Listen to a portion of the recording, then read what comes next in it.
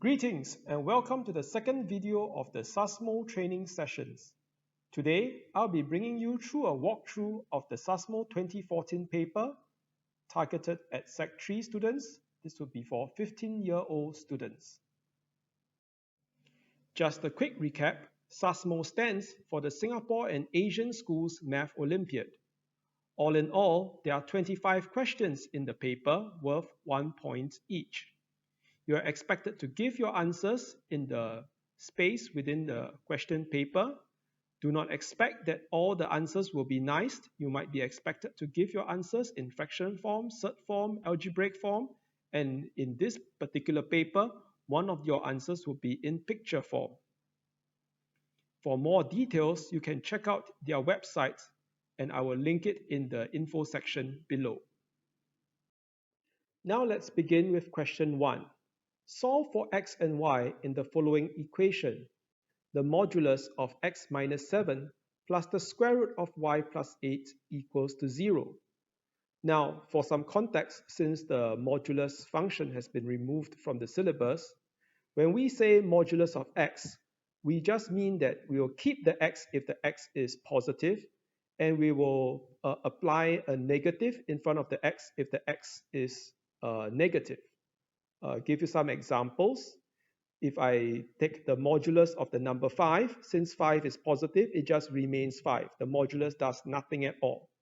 But if I take modulus of negative 3, since negative 3 is less than 0, the modulus of negative 3 would be negative 3, which would be positive 3. In other words, the modulus function turns anything negative positive. And if it's positive, it remains positive. So you can pause the video here and give this question a good try. Now, normally this would not be a solvable problem because we have one equation only, but we have two unknowns, x and y. But in this instance, we have a lucky situation. The modulus function is a always positive function, is always greater than or equals to 0. And the square root function also returns back results that are greater than or equals to 0. And when two things that are greater than or equal to 0 are added together and the result is 0, there can only be one scenario, that modulus of x minus 7 itself is 0 and the square root of y plus 8 is also 0. So let's look at the modulus function first.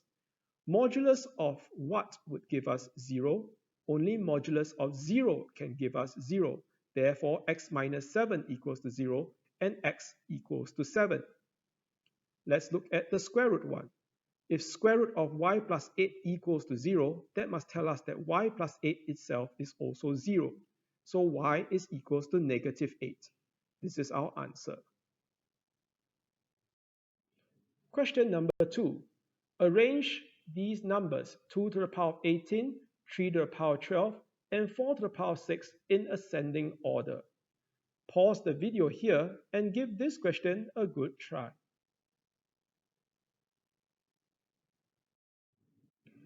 Now for this particular question, I've gone through it in a previous video. You can refer to my Math Olympiad lecture number 5 on indices. But the key point in that video is that if you want to compare the values of indices, they must either come in the same base or the same exponent. In this case, there's no way we can make the bases 2, 3, and 4 to be the same. 2 to the power of anything cannot equals to 3 to the power of anything. They just do not have the right prime factors. So what we want to do is to make sure that they have the same exponent. So if we look at 18, 12, and 6, the highest common factor is 6. So we're going to try to turn all these indices to the powers of 6. So let's start with 2 to the power 18. 2 to the power 18 is the same as 8 to the power 6. 3 to the power 12 is the same as 9 to the power 6. And 4 to the power 6 is already power of 6. So we don't have to do anything there. So now we can compare.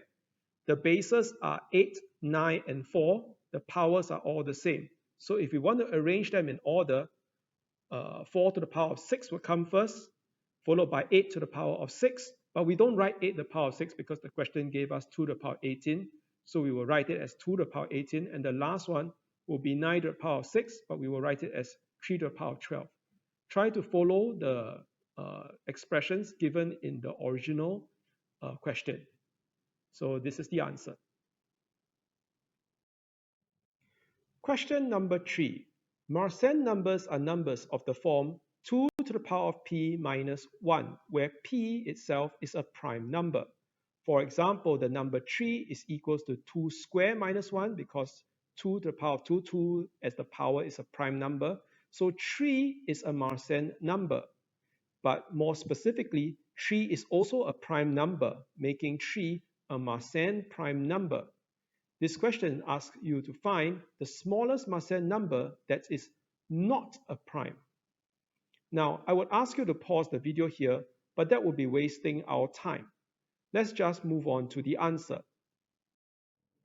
I feel that this question is not quite a fair one. The only ways you can tackle this question is either A, you have read up on Marcel numbers before, or B, you have a ridiculous brain that is able to prime factorize 4-digit numbers, in which case I have no idea why you are listening to my video. So let me just show you the answer to explain this. You have to brute force this. You can test out the various Marcel numbers. So M2, 2 being the smallest prime number, is 3, as shown in the example. 3 is a prime number, it's a Marcel prime number. The next prime number is 3. M3 is equals to 7, which is also a prime number. M5 is equals to 31. That is also a prime number. The next number is 7. So M7 is 127. That is also a prime number. So what's after 7? Oh, it's getting harder. The next number is 2 to the power of 11 minus 1, which is 2047. It is not immediately obvious why 2047 is not a prime number. Unless you are that geeky to memorize prime numbers above 2000 and know that 2047 is not a prime number, it is highly unlikely you're able to prime factorize this without a calculator. So 2047 in this case is not a prime number, it is the product of 23 and 89. So that makes it the smallest Marcel number that is not a prime. Question number 4. Find the exact value of 3 minus 1.9999999 all the way. So this is just 1.9 recurring. Pause the video here and give this question a good try. Now the trick here is to use a little bit of algebra. We're going to let x equals to 1.9 recurring. Let's call this equation 1. Then we're going to multiply 10 to both sides. So we're going to get 10x equals to 19.9 recurring. Now we can take equation 2 and subtract equation 1. On the left-hand side, 10x minus x will give us 9x. And on the right-hand side, 19.9 recurring minus 1.9 recurring will give us exactly 18. All the recurring 9s will cancel out. So if 9x equals to 18, that must tell us that x equals to 2. And since we are supposed to subtract away x, 3 minus away 2 is just equals to 1. Question number 5. The Fibonacci numbers are 1, 1, 2, 3, 5, 8, and 13, so on, where each term is obtained by adding the previous two terms. So for example, 1 plus 1 equals to 2, the third term, 1 plus 2 is equals to 3, 2 plus 3 equals to 5, and so on. The question here is, how many of the first 2014 Fibonacci numbers are odd? Pause the video here and give this question a good try.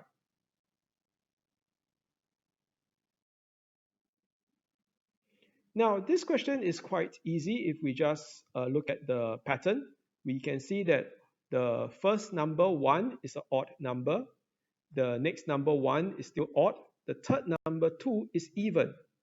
And if you keep going according to the Fibonacci pattern, you're going to see it goes odd, odd, even, odd, odd, even, odd, odd, even. It repeats every 3 terms. So for the 2014 term, notice that only the multiple of 3 terms are even. That means the third term, the 6th term, the 9th term, the 12th term, those will all be even. And since 2014 is not a multiple of 3, it gives a remainder of 1 when divided by 3. That means 2014 can't be even, therefore it has to be odd.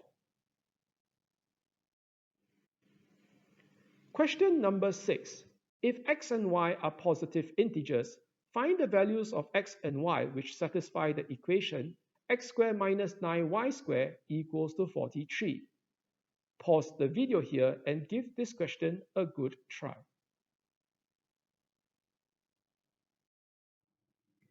Again, we have a weird equation. This is one equation with two unknowns. How do we solve one equation with two unknowns? Fortunately, we are told that x and y are positive integers. So this allows us to perform a little trick. We're going to first notice that on the left-hand side, we have a difference of squares.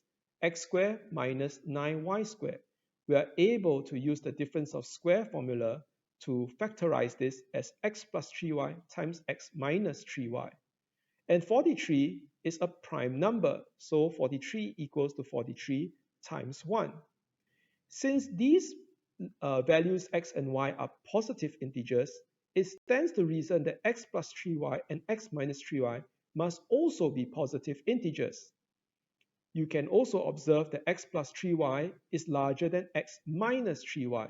So we can assign x plus 3y to 43 and x minus 3y must be equals to 1.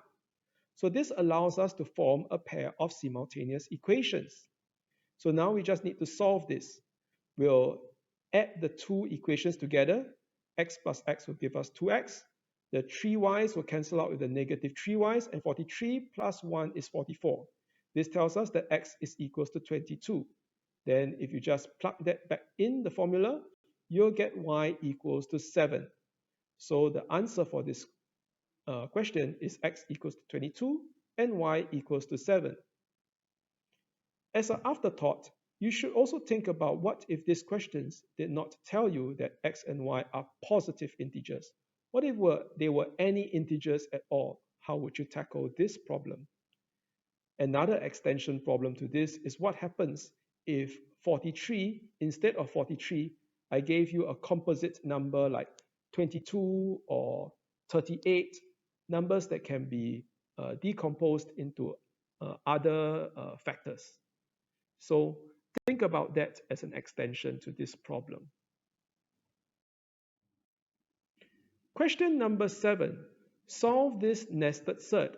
Square root of x plus square root of x plus square root of x plus and so on and so forth equals to 4. So what is the value of x here? Pause the video here and give this question a good try.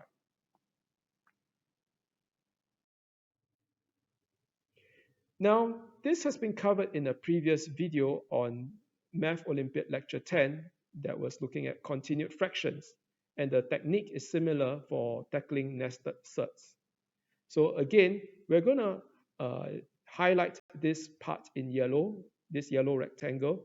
You can see that inside the cert, highlighted in yellow, is a square root of x plus square root of x plus so on and so forth. But this is exactly the same as the cert that we started out with, and we are told that that is equals to 4.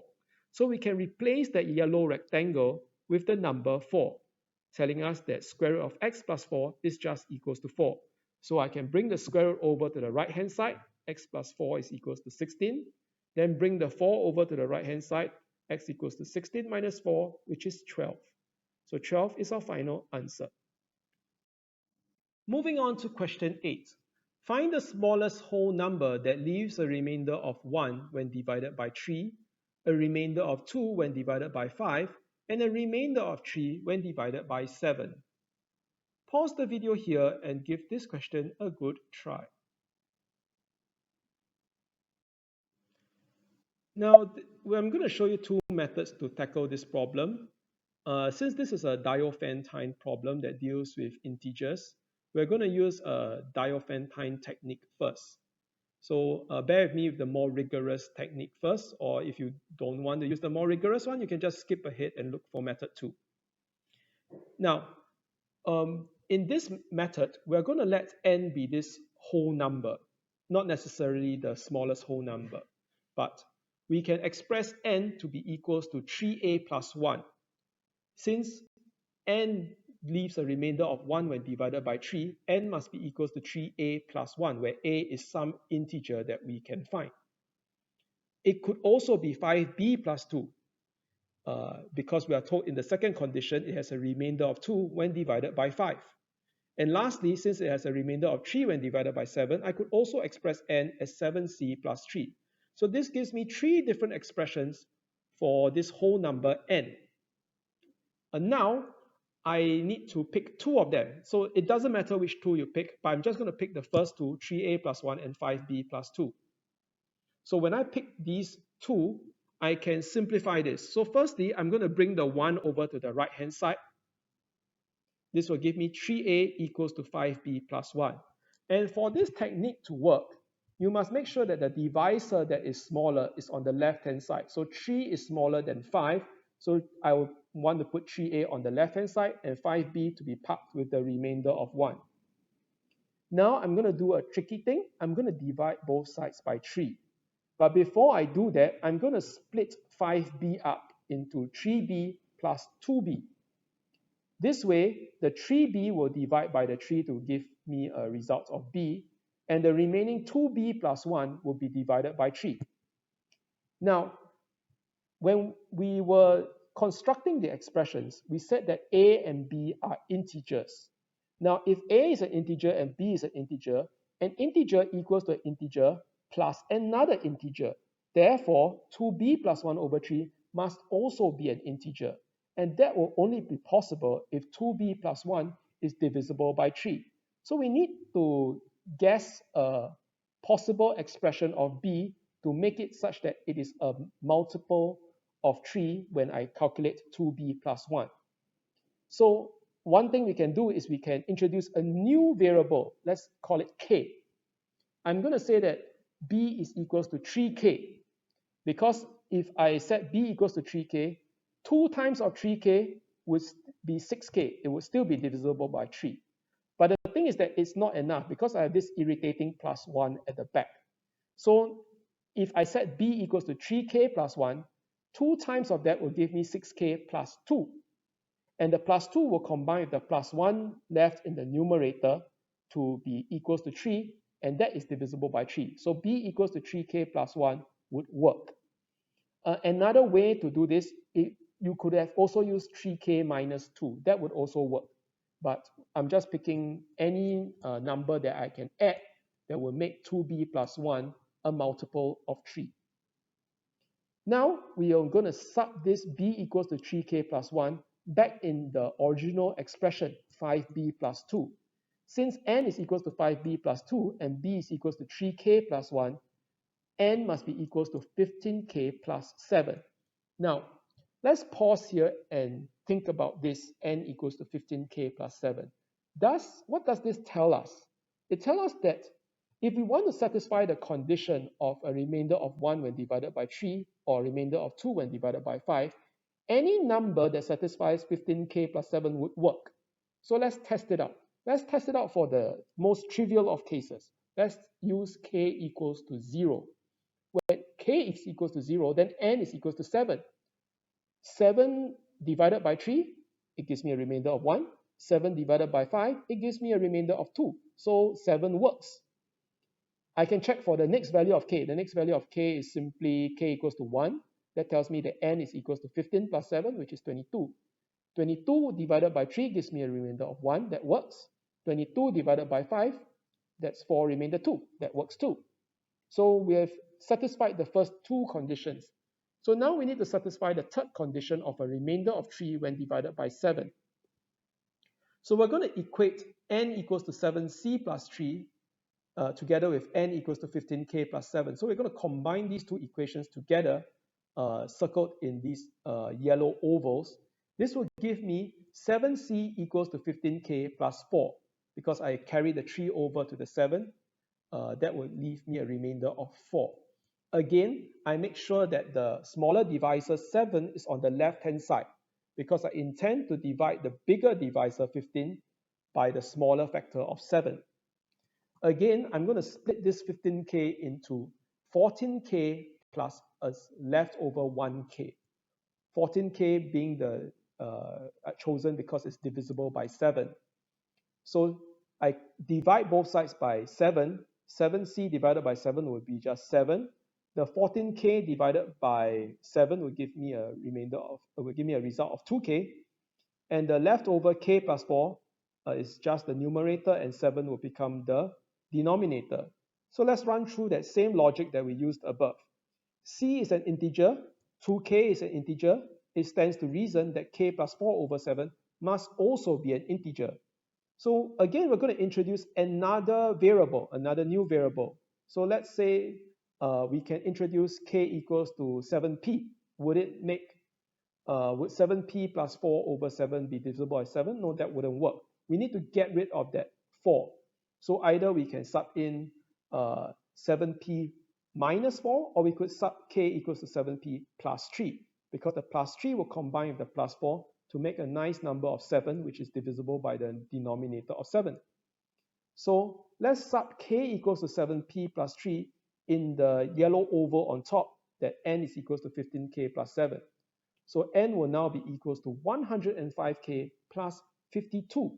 And 52 is highlighted in red because that will be the smallest result that satisfies all three conditions. That's the result when K is equals to 0. So let's check it out. If we take the number 52 and divide it by 3, yep, I get a remainder of 1. When I take the number 52 and divide it by 5, I will get a remainder of 2. So second condition fulfilled. And if I take 52 divided by 7, that gives me 7, remainder 3. Yes, a remainder of 3 is exactly what I wanted.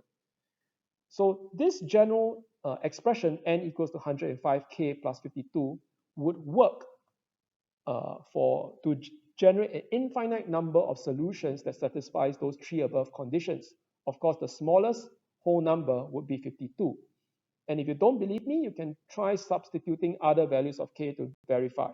So you could sub in k equals to 1, n equals to 157 would also work. You can try dividing it by 3, by 5, and by 7. They would give you the correct remainders. So this is the first technique. In the second technique, we're just going to brute force this problem. Let's just spam all the numbers that gives me a remainder of 1 when divided by 3. So this will be 1, 4, 7, 10, 13, 16, 19, so on and so forth. Same thing, I'm just going to spam all the numbers that give me a remainder of 2 when divided by 5. So that will be 2, 7, 12, 17, 22, 27, and so on. Similarly, I'm going to do the same thing for remainder of 3 when divided by 7. That will give me 3, 10, 17, 24, 31, 38, and so on. You just keep spamming this until you see a number that's repeated on all three lists. And that would be the number 52. You don't have to go very far to find it. Question number 9. We have a very big calculation for you here. Evaluate 20,142,015 multiplied by 20,152,014 and subtract 20,142,014 multiplied by 20,152,015. So pause the video here and give this question a good try.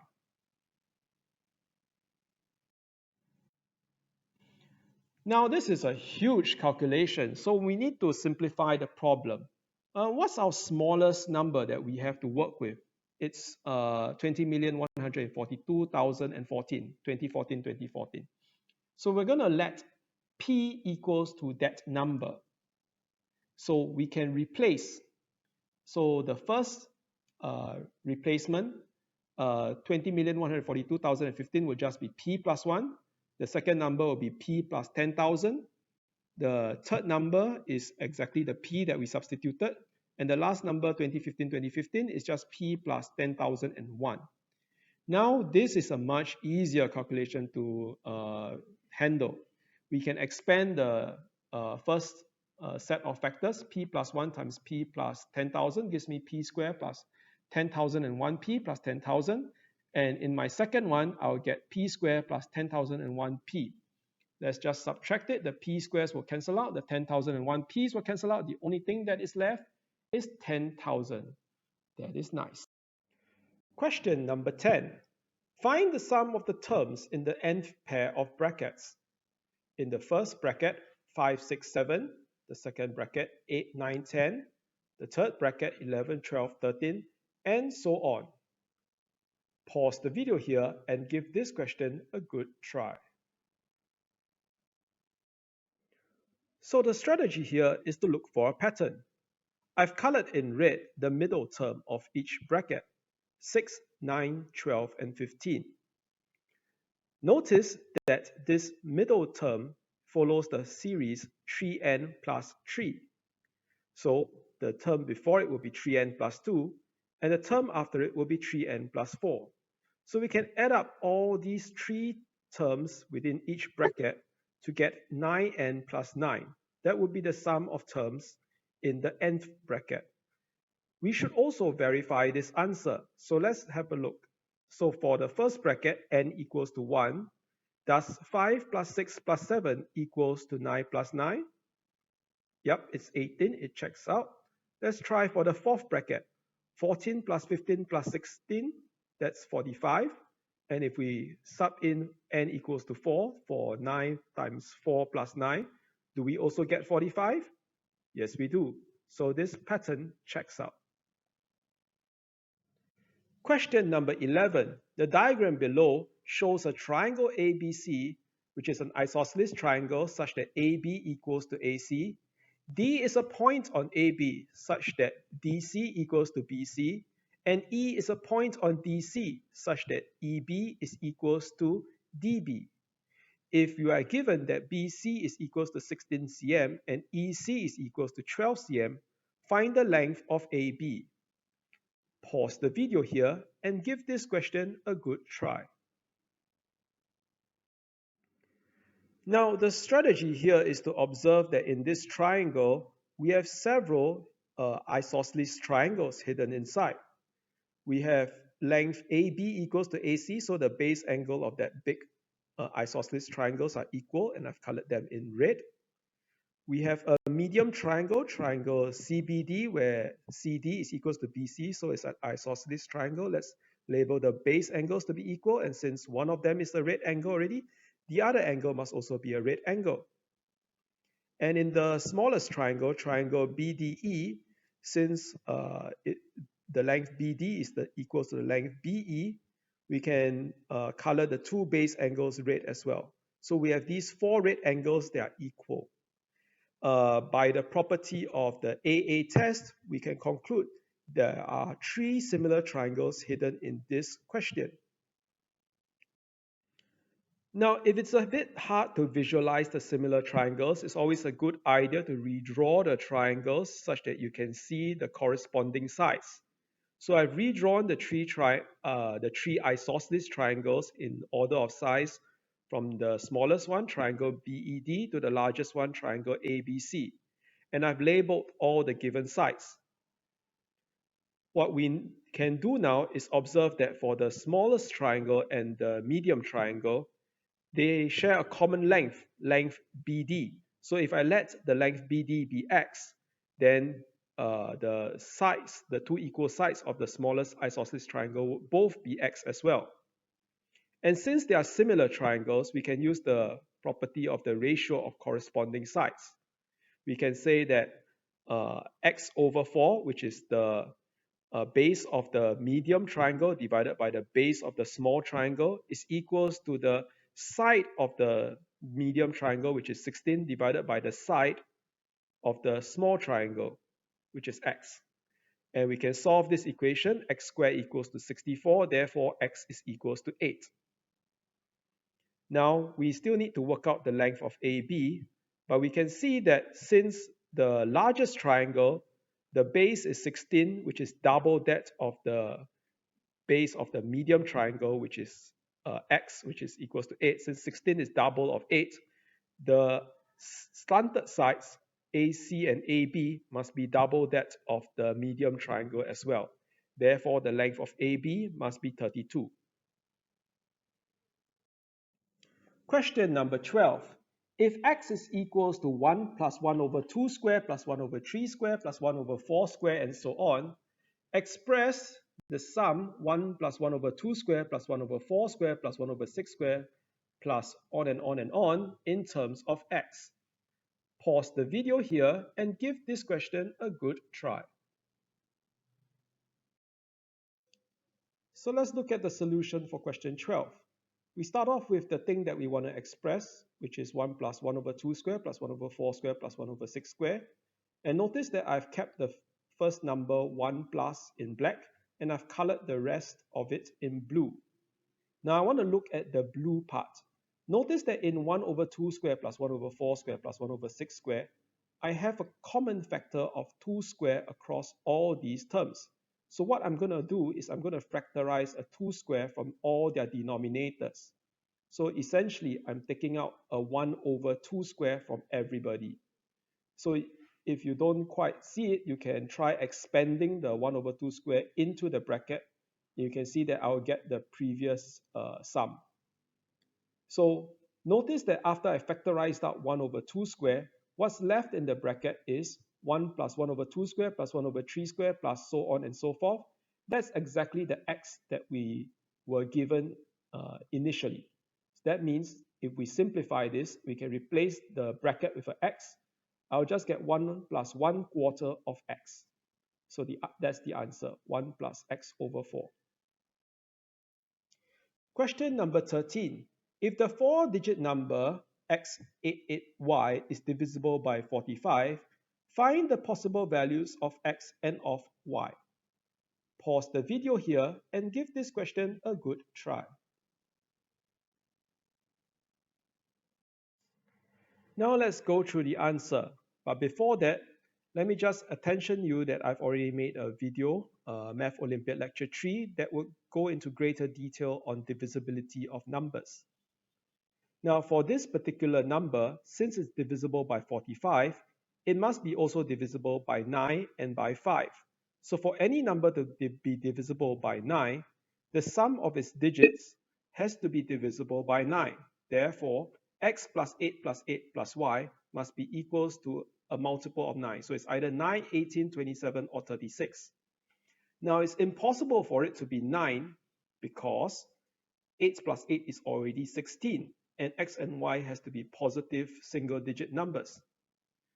Next, it can't be 36. 36 is a result if all 4 numbers are 9, but 2 of the numbers are already 8, so it's impossible to reach 36. Therefore, we can say that x plus 8 plus 8 plus y is either equals to 18 or 27. We can bring the 8 plus 8 over to the right hand side. Plus y is either 2 or 11. Now, we also know that 5 divides x88y. That tells me that the number that y represents is either 0 or 5, because any multiple of 5 has to end with 0 or 5. We can then conclude that if y is equals to 0, then x can only be 2. X cannot be 11. 11 is not a single-digit number. And if y is equals to 5, then x would be equal to 6. Minus 3 is rejected again because x and y cannot be negative numbers. So there are 2 possible pairs of answers for x and y. Question number 14. Find the exact value of 1 over 1 plus 1 over 1 plus, and so on and so forth. So this is a continued fraction. Pause the video here and give this question a good try. Now, before we begin, let me just remind you that I've already made a video on continued fractions, so you can check out that video, lecture 10, in my YouTube channel.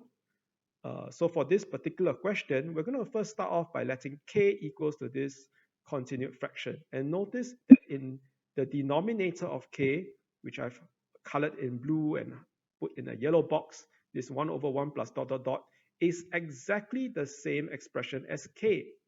So we can replace this yellow box with k. So k is equals to 1 over 1 plus k. What we can do is we can cross multiply and make a quadratic equation, k squared plus k minus 1 equals to 0. then we just have to solve the quadratic equation either using the quadratic formula or completing the square. But either way, you'll get k equals to -1 plus root 5 over 2. Well, technically, you'll get plus or minus. But in the case of -1 minus root 5, that will be a negative number. And since this continued fraction is made out only of positive numbers, this final fraction cannot possibly be negative. So we will reject -1 minus root 5 and only accept -1 plus root 5 over 2. Question 15. The diagram below shows a square AEFG with an inscribed circle. ABCD is a rectangle such that length AB equals to 3 cm and the length AD equals to 6 cm. Find the radius of this circle. Pause the video here and give this question a good try. So since this question wants the radius, let's give it the radius. Let's label the radius first, but notice there are 3 useful radius to label here. We can connect the center of the circle to point C. We can also connect the center of the circle to the line segments AE and AG respectively at their midpoints, because that is the place where the circle is tangent to the square. Now I'm going to add in this blue line, which forms a right-angled triangle. And we can find the values of the 3 sides of this right-angled triangle. We can see that the hypotenuse is r, one of the sides, the blue side, is r minus 3, and the last side would be r minus 6. We're just taking the radius, subtracting the lengths of the rectangle that we were given. Since we have 3 sides of a right-angled triangle expressed in r, we can form the Pythagoras theorem equation and solve for r. You will get 2 answers, either r is equals to 3 or r equals to 15. But r cannot be 3, otherwise the sides will be 3, 0, and -3.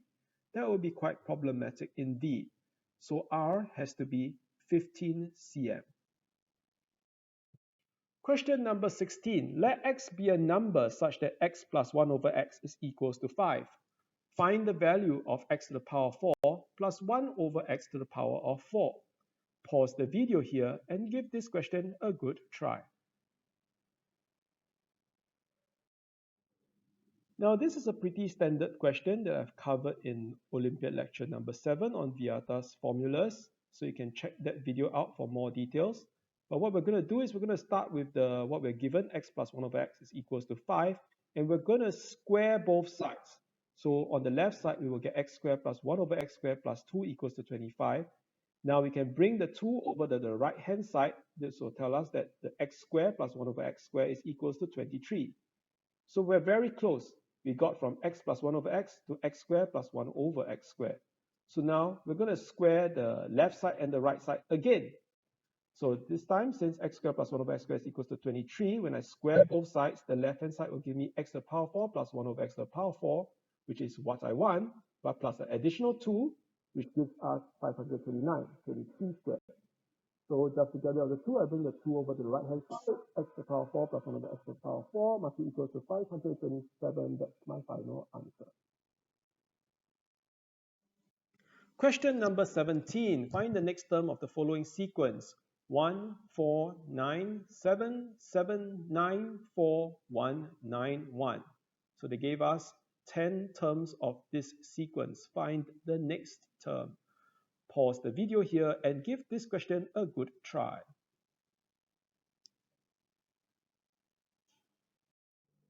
So for this question, we need to spot a pattern. Now, the first 3 numbers could suggest to you from 1, 4, and 9 that this might be a series involving square numbers. However, the 4th term is not 16, 4 squared. So how could 16 and 7 be possibly related? This particular pattern is known as the digital root of square numbers. So before I explain to you what digital root is, I need to explain to you what a digital sum is. So a digital sum is found by adding up all the numbers that makes up the number. So let's take the 4th number. we want the digital sum of 4 squared, which is the same as the digital sum of 16.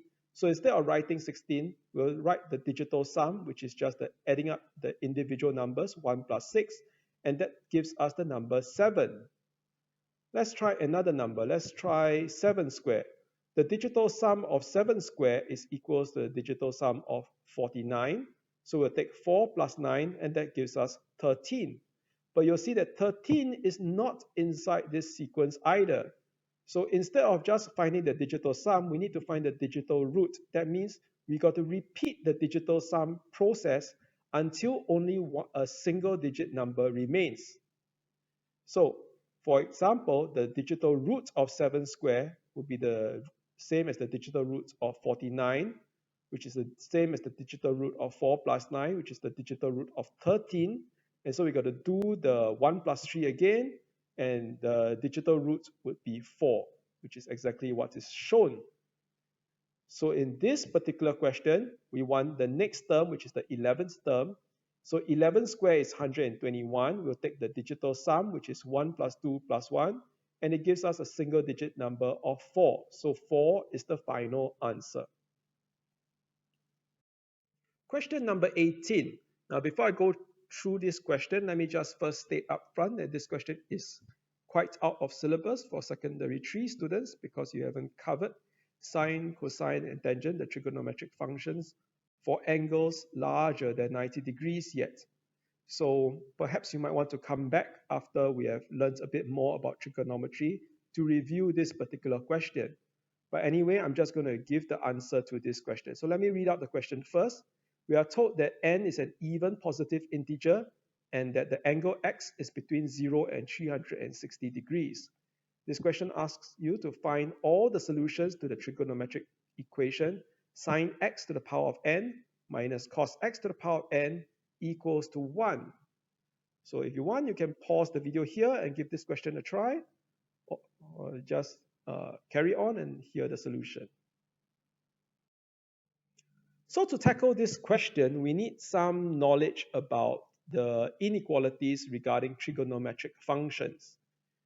We need to know that sine x varies between -1 and 1, and so does cosine x. These two trigonometric functions sinusoid between -1 and 1. That means that sine x cannot be less than -1, cannot be more than 1. Next, we need to know that if we're going to raise anything that's between -1 and 1 to an even positive power, their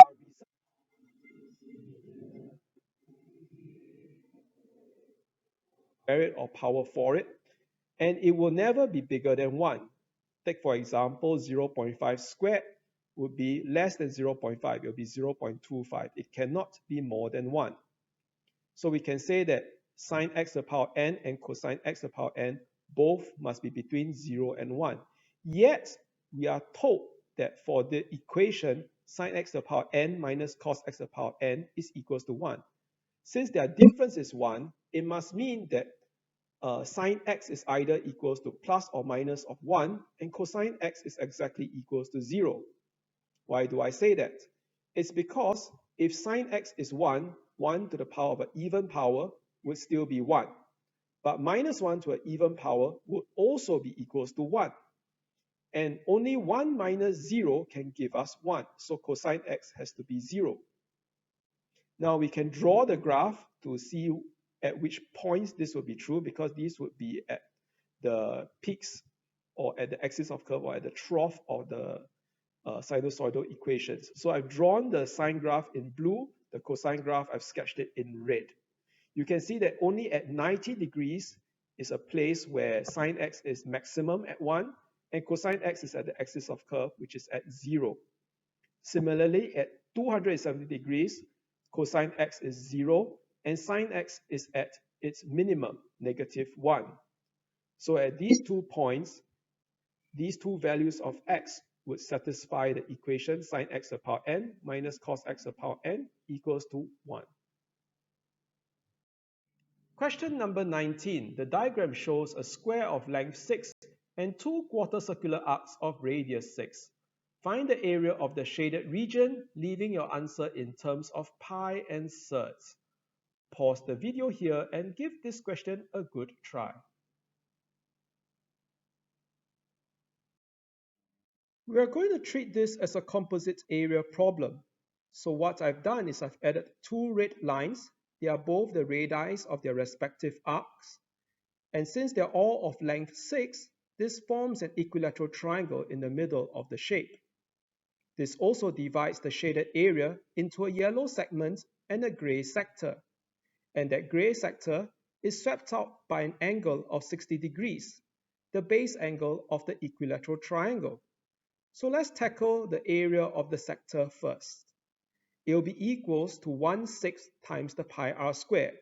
It is 1 out of 6 because it is 60 degrees out of 360 degrees. As for the area of the equilateral triangle, we can bisect the triangle. This forms two right-angled triangles of base 3 and hypotenuse 6. So we can use Pythagoras theorem to find that the blue height must be 3 root 3. So the area of the triangle will just be the half times base times the height. As for the area of the shaded region, we'll take two of the gray sectors and we'll subtract the overlapping area, which is the area of the equilateral triangle. This gives us an answer of 12 pi minus 9 root 3. Question number 20. Find the last four digits of 25 to the power of 25. Pause the video here and give this question a good try. So I've already covered questions on last digits in the previous lecture, number 2 on last digits, so you can check out that video for more details. But for this particular type of questions, what we're going to do is we're just going to take 25 and multiply it to itself until we can spot a pattern. So let's begin. We have 25 squared. That's going to give us 625.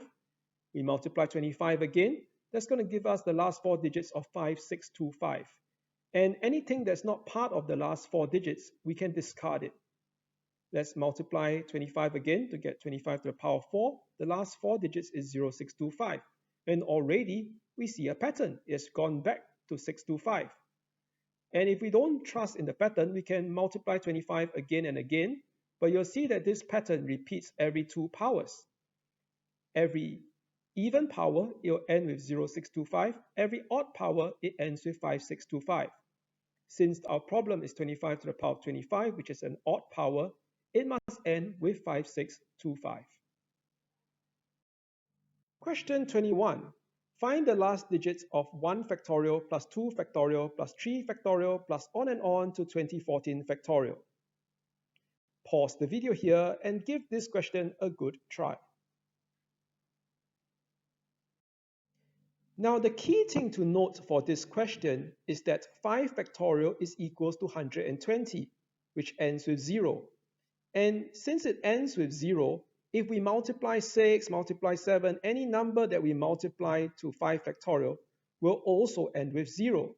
So this question only concerns the last digit of the first 4 factorials.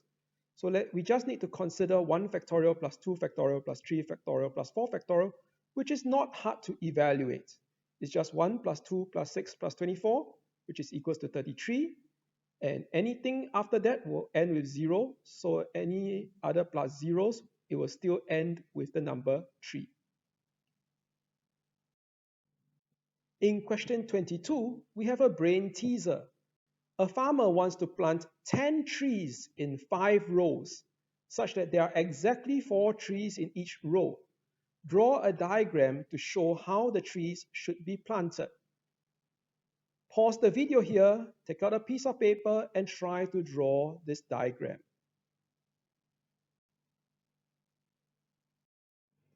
So the solution to this brain teaser is just a star. In a star, we can form it with 5 straight lines, and along each line, there are 4 intersection points. So this is how 10 trees, shown in these green dots, can form 5 rows with 4 trees in each row. Question 23. Find the remainder when 3 to the power of 2014 is divided by 7. Pause the video here and give this question a good try.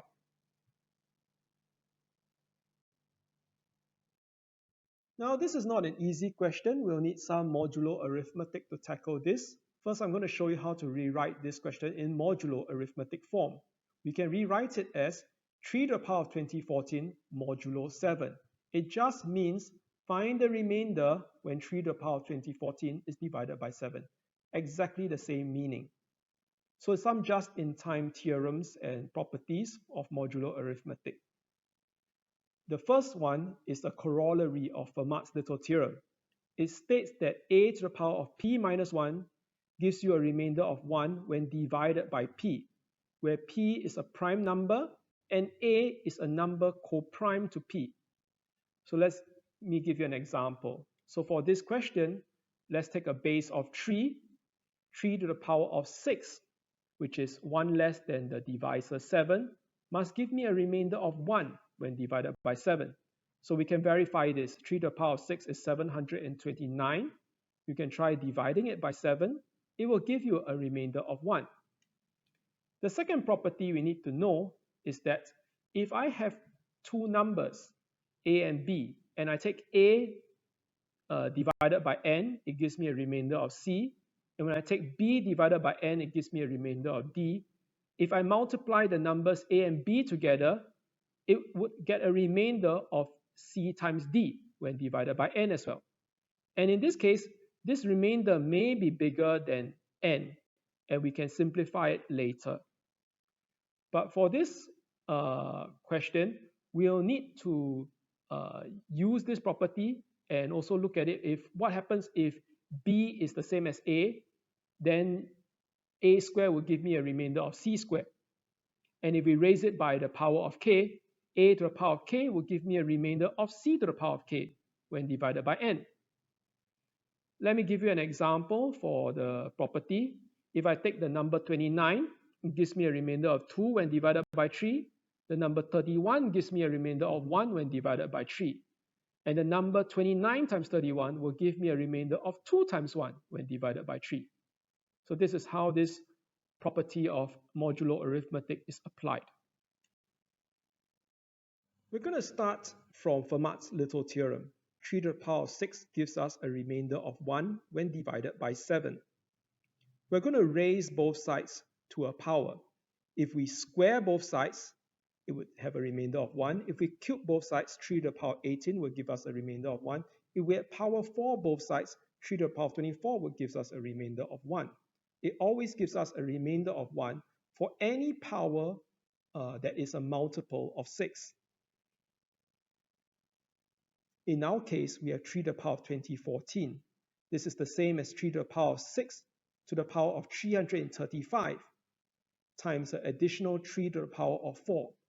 So the 3 to the power of 6 to the power of 335 is going to give us a remainder of 1, whereas the 3 to the power of 4 is going to give us a remainder of 81 when divided by 7. So we only need to solve this for 81 divided by 7. And if you just do your long division there, you'll get a remainder of 4. Question 24. Solve the following crypto rhythm where all the different letters stand for different digits. So we have good, G-O-O-D, plus dog, D-O-G, equals to Susie, S-U-S-I-E. Pause the video here and give this question a good try. So we're going to make two observations first. The first observation is that we have a 4-digit number plus a 3-digit number giving us a 5-digit number. That means that G has to be 9,000 something. So G has to start with 9. And SU has to be 10,000 something because G has to borrow a 1 when O plus D add together. It's going to carry over a 1 to add to the 9,000 to give us 10,000 something. So off the bat, we know that G equals to 9, S equals to 1, and U equals to 0. The other thing we know is that since I said that we have to carry over a 1, O plus D needs to be more than 10, or at least 9, and O plus O is going to carry over another 1 to the hundreds column. So let's first replace the letters that we know. We know that G equals to 9, so there are two 9s there. We know that S equals to 1, there are two S's in SUSY, and U equals to 0. So let's note what do we have left. We have the numbers 2, 3, 4, 5, 6, 7, 8 left for the remaining 4 letters, O, D, I, and E. So from here on, we're going to do some guess and check. Since O is the most popular letter, we're going to start guessing from the O's, and I'm going to guess from the biggest number available, which is 8, down to the smallest number available, which is 3. So if O is 8, it also implies that D has to be 2, because 8 plus 8 gives us 17 in the tens column. That will carry over a 1. So 8 in the hundreds column, I will need a 10 plus a 1 to produce the 1 as a result. So D has to be 2 and I has to be 7. However, if that is true, then in my ones column, 2 plus 9 is going to give me 11. So E has to be 1. But that overlaps with the S, which is already 1. So O cannot be equals to 8. So we're going to guess again. We're going to guess O equals to 7. And we can see that 7 plus 7 gives us 14. That carries over a 1 to the hundreds column. So D has to be 3, because 7 plus 3 plus an additional 1 needs to produce the 1 in the hundreds column and carry over a 1 to the thousands column. From there, we can see that E has to be equals to 2, because we have D, which is 3, plus 9 in the ones column equals to 12, which carries over a 1 to the tens column. And it turns out that it all checks out. All this would work out. 9773 plus 379 does give us 10,152. And we could stop here and the crypto rhythm would be done. But it might not be so satisfying, because there might be other solutions. So what I'm going to do is I'm going to blitz through all the other possibilities for O, and I'll give you the solution. But you try to reason it on your own why O cannot be any other number besides 7. So here's the case for O equals to 6. You can see that I will be 3, D equals to 4. You'll see that the E will be a contradiction, because E will end up to be 3.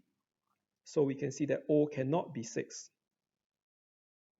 We can also see that O cannot be 5. If O is equals to 5, then I would be equals to 1, because D plus 9 will definitely carry over a 1 into the tens column.